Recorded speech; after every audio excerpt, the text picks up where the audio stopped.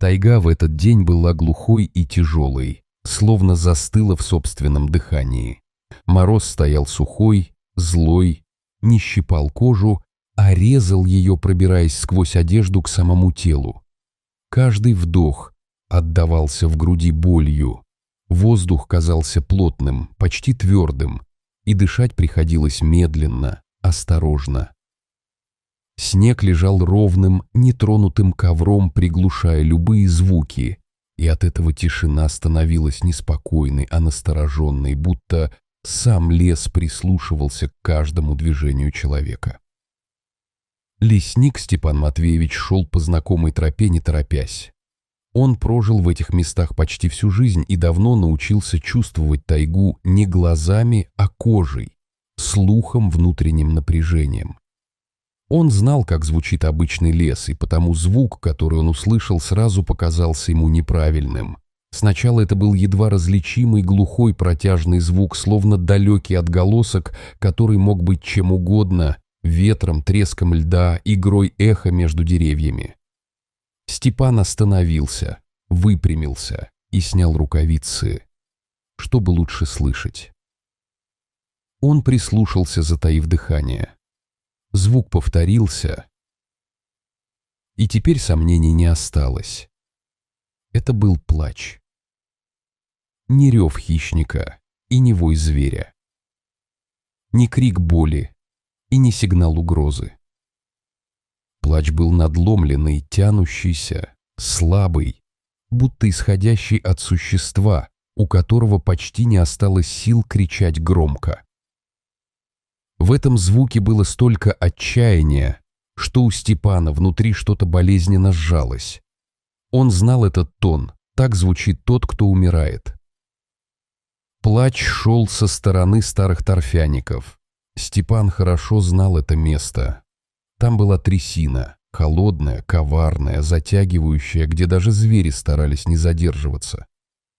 Люди обходили ее стороной, потому что болото не прощало ошибок.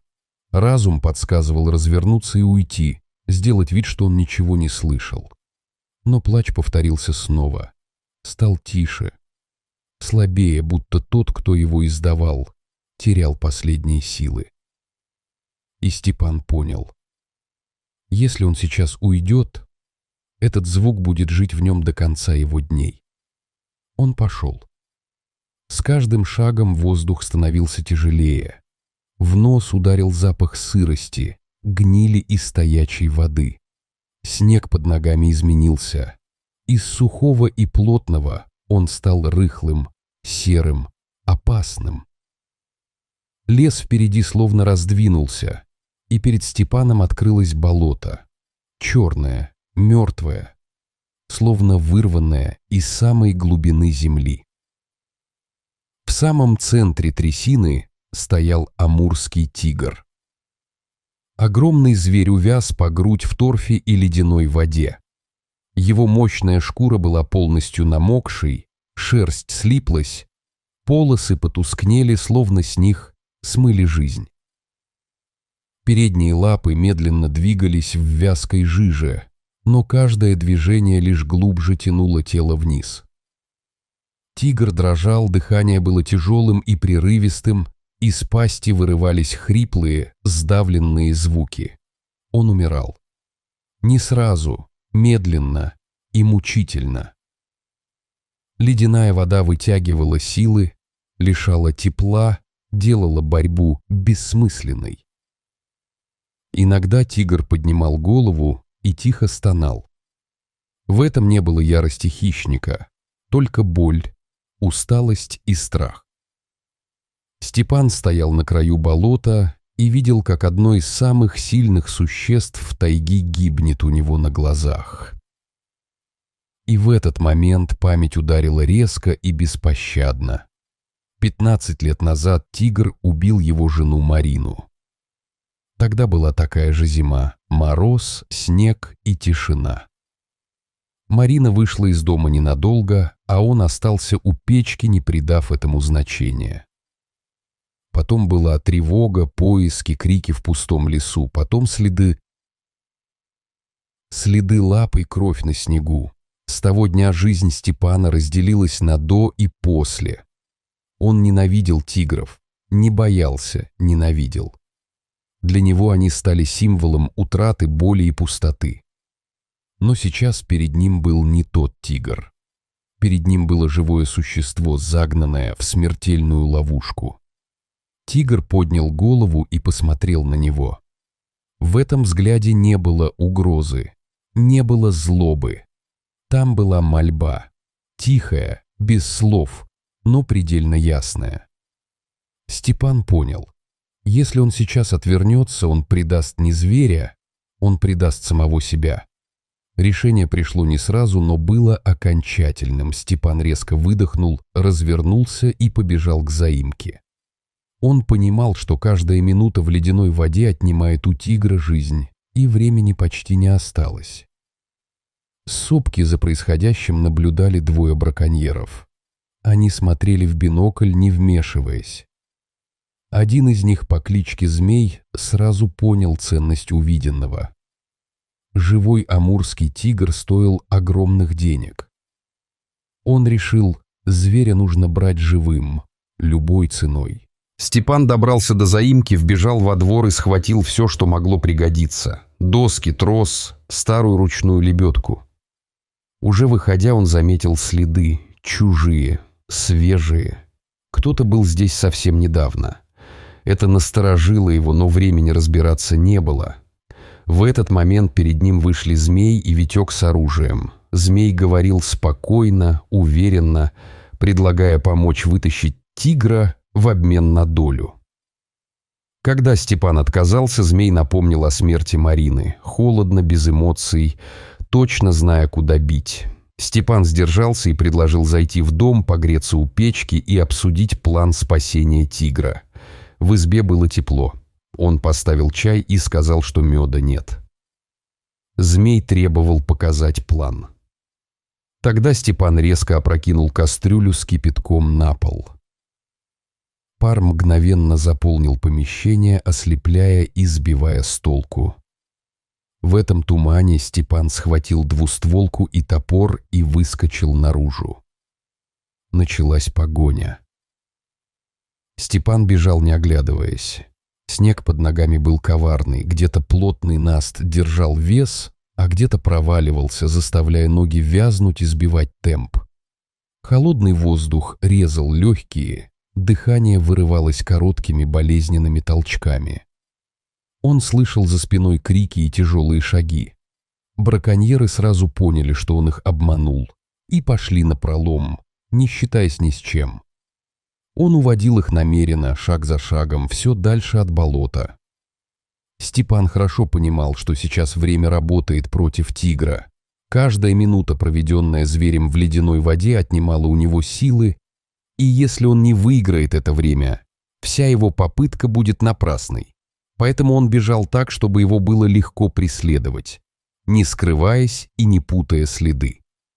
Лес вокруг постепенно менялся. Густой ельник сменялся редким березняком, снег становился глубже, воздух тяжелее. Степан чувствовал, как усталость подкрадывается, как немеют пальцы, как тяжелеют ноги, но он не останавливался. Он знал, остановка сейчас равна поражению. В какой-то момент он резко замедлился и присел, внимательно вглядываясь в снег. Перед ним тянулась широкая, тяжелая цепочка следов. Они были свежими, глубокими, с рваными краями, местами на снегу темнели пятна крови. Медведь-шатун, раненый и голодный, самый опасный зверь, какого только можно встретить в тайге зимой. Степан внимательно осмотрел следы и понял направление. Медведь шел к болоту, ведомый запахом умирающего тигра. В груди у него похолодело. Если шатун доберется туда первым, у тигра не останется ни единого шанса. Именно тогда в голове Степана сложился план. Не быстрый и не легкий, жестокий и опасный, но другого выхода не было. Он выпрямился и пошел параллельно медвежьей тропе, намеренно оставляя четкие, хорошо читаемые следы. Он больше не прятался. Он делал все, чтобы его заметили, и пошли именно за ним. Браконьеры действительно шли следом. Витек нервничал, часто оглядывался, что-то говорил змею вполголоса. Змей же был спокоен и упрям. Его интересовала только цель. Он не замечал, как запах зверя становится все сильнее, как лес вокруг словно сжимается, как сама тайга подводит их к черте. Медведь появился внезапно. Он вышел из-за старого кедра, огромный, темный, с перекошенной от боли мордой. Его шерсть была взъерошена и местами слиплась от крови. Дыхание было тяжелым, хриплым, злым. Витек от неожиданности вскрикнул и почти сразу выстрелил, не целясь на инстинктах. Пуля лишь задела зверя. Медведь взревел так, что звук прокатился по лесу и бросился вперед. Все произошло за секунды. Витек не успел ни отскочить, ни перезарядить оружие. Огромная туша сбила его с ног, навалилась всей массой. Крик оборвался мгновенно, будто его просто вырвали из воздуха. Змей отпрянул назад, выстрелил еще раз, но это уже ничего не решало. Степан не стал смотреть. Он развернулся и побежал обратно, туда, где остался тигр. Сердце билось глухо и тяжело, в ушах стоял гул. Он бежал, чувствуя, как страх и усталость сливаются в одно. Мысль была одна — успеть. Он знал, что тигр может уже не дышать, что ледяная вода не оставляет шансов надолго. Когда Степан вышел к трясине, он замер. Тигр был еще жив, но выглядел хуже, чем прежде. Он лежал на краю болота почти без движения. Его тело сотрясала мелкая, непрекращающаяся дрожь. Дыхание стало редким и поверхностным. Глаза были полуоткрыты, взгляд мутный, но в нем все еще теплилась жизнь. Степан сделал шаг вперед и в этот момент услышал рык. Из леса медленно выходил медведь. Раненый, обезумевший от боли и запаха крови, он стал еще опаснее. Он остановился примерно в 10 метрах от тигра, тяжело дыша и низко рыча, будто заранее наслаждаясь близкой добычей. Тигр, несмотря на слабость, медленно поднял голову. Даже сейчас, на грани смерти, он оставался хищником и не собирался сдаваться без борьбы. Степан понял, что оказался в ловушке. Он не мог стрелять в медведя. Любой выстрел означал бы мгновенную атаку на него самого. Он не мог уйти, тогда тигр был бы обречен. Холодный расчет и страх слились в одно тяжелое ощущение. И в этот момент за его спиной хрустнула ветка. Степан медленно обернулся. Змей стоял неподалеку, держа карабин. Его лицо было перекошено злостью и холодной решимостью. Он видел и тигра, и медведя, и понимал, что ситуация сложилась в его пользу. Степан услышал характерный щелчок. Змей снял оружие с предохранителя. Выхода больше не было. Степан стоял неподвижно, чувствуя, как холод медленно пробирается под одежду, как напряжение сковывает мышцы. Перед ним был медведь, огромный, раненый, обезумевший от боли и запаха крови. За спиной змей с карабином, готовый выстрелить в любой момент, а между ними на краю трясины умирал тигр. Медведь остановился, тяжело дыша, и низко зарычал. Его взгляд был мутным, но сосредоточенным, направленным на легкую добычу. Он предвкушал пир. Тигр, несмотря на слабость, поднял голову. Его движения были медленными, тяжелыми, но в этом жесте чувствовалась упрямая, несломленная сила. Даже сейчас он оставался воином. Степан понял, что оказался в ловушке. Выстрелить в медведя означало погибнуть самому. Сделать шаг назад, оставить тигра на верную смерть. А за спиной был человек, для которого все это было лишь вопросом выгоды. Степан слышал дыхание змея, чувствовал его тяжелый взгляд и знал, что времени больше нет. Решение пришло внезапно. Он резко развернулся и выстрелил дуплетом в землю между собой и медведем. Грохот раскатился по болоту, грязь, торф и снег взметнулись вверх плотной стеной. Медведь взревел, ослепленный и оглушенный, и метнулся в сторону, туда, откуда доносился человеческий запах. Началась смертельная схватка. Медведь бросился на змея, сбив его с ног. Змей кричал, стрелял, пытался отползти, но ярость зверя была сильнее. Степан не стал смотреть дальше. Он использовал этот короткий, хрупкий момент и бросился к тигру. Он осторожно уложил ствол осины поперек трясины, превращая его в хрупкий мост. Под ногами все еще чавкала жижа, но другого пути не было. Тигр открыл глаза и глухо зарычал, пытаясь защититься. Это был слабый, надломленный звук. Но в нем все еще жила опасность. Степан остановился и заговорил. Спокойно, тихо, без резких движений. Он говорил не слова, он говорил интонацией, дыханием, самим присутствием. Он понимал, сейчас тигру нужно не усилие, а доверие. Он медленно оторвал рукав от ватника, связал его, делая подобие веревки. Тигр следил за каждым движением мутными глазами. В них больше не было злобы, только усталость и боль. Степан осторожно накинул петлю на шею тигра. Зверь не сопротивлялся. Используя бревно как блок, Степан начал тянуть. Это было последнее тяжелое усилие. Руки скользили, ноги уходили в жижу, дыхание сбивалось. Каждый сантиметр давался с болью. Он тянул, вкладывая в это движение все, что у него осталось. В этот момент из-за деревьев появился змей. Он был ранен, окровавлен, лицо его исказило холодная животная ненависть. В руках он держал карабин и направил его на Степана. Медведь лежал неподвижно, придавив землю тяжелым телом. Змей сделал шаг вперед, готовясь закончить все одним выстрелом. Степан не остановился. Он сделал последнее усилие, и тигр вырвался из болота. Его тяжелое тело рухнуло на твердую землю у самых ног Степана. На мгновение показалось, что зверь мертв.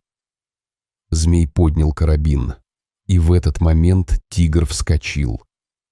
Движение было стремительным и страшным. Передняя лапа обрушилась на змея с такой силой, что удар пришелся точно в горло. Артерия была разорвана. Змей рухнул на снег, не издав ни звука. Все закончилось. Наступила абсолютная тишина. Тайга снова замерла, будто ничего не произошло. Степан стоял, тяжело дыша, и смотрел на тигра. Зверь медленно поднялся, огляделся, задержал взгляд на человеке и, не оглядываясь больше, ушел в лес, растворившись между деревьями. Степан остался один. Позже он получил сообщение от биолога Ани. Тигр выжил и отвоевал свою территорию. Степан прочитал сообщение несколько раз и впервые за 15 лет улыбнулся. А на следующий день он вышел к опушке и увидел свежие тигриные следы на снегу. Он долго стоял и смотрел на них, размышляя о том, правильно ли он поступил, спасая хищника. И впервые за долгие годы внутри было спокойно.